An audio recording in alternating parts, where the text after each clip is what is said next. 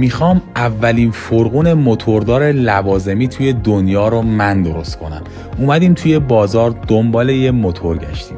انقدر گشتیم تا بالاخره به این موتور رسیدیم. موتور هم خوش رنگه، هم تا 70 تا سرعت رو میتونه ساپورت کنه.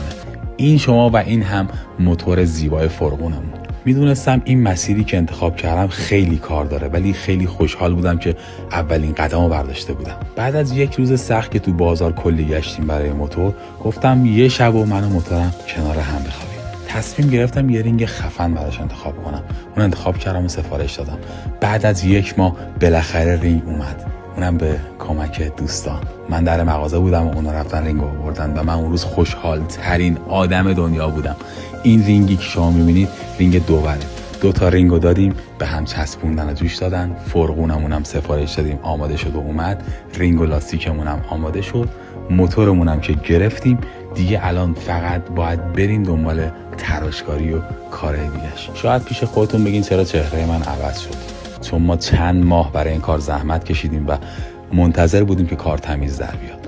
اومدیم برای کار بلبرینگش رو به سختی پیدا کردیم و رفتم به سمت تراشکاری. قبلش رفتیم سیستم ترمزش رو تعبیه کنیم. دستشو گرفتیم و دیسکشو. با من همراه باشید. تو پست بعدی میخوام مراحل ساخت فرغون لوازمی رو براتون بذارم.